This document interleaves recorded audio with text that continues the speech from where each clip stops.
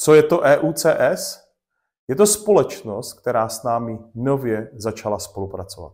Je to tedy náš nový obchodní partner. Funguje už od roku 2012. A co dělá? Hájí zájmy klienta. Na pojistném plnění vymohli už přes 1 miliardu korun. Co vám spolupráce s EUCS může přinést? V případě pojistné události vám může přinést zastoupení, nezávislý pohled na řešení pojistné události, ale současně taky v případě zájmu právě to řešení té pojistné události. Protože každá pojišťovna má za sebou právníky, likvidátory, soudní znalce, no a vy nemáte nikoho, možná jenom nás, ale my nejsme ani jeden z nich. A právě jejich služba vám zabezpečí to, že v případě řešení pojistné události vám kompletně pojistnou událost vyřeší za vás. A to pro celou rodinu za 149 korun.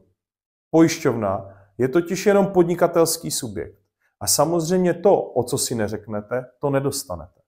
A ze statistik vyplývá, že bohužel více jak 40% celkového pojistného nevyplaceného plnění bylo jenom z důvodu, že si klient o to neřekl.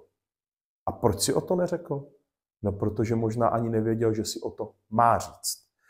A jestliže EUCS více jak 10 let se zabývá jenom tím, že řeší pojistné události, tak vám vymůže 100% toho, na co máte nárok. V případě zájmu o tuto skvělou službu nás prosím kontaktujte, ať už to telefonicky, e-mailem, anebo samozřejmě můžete i přes sociální sítě. Co říci závěrem? Nejlepší pojištění je takové, které nikdy nebudete muset potřebovat.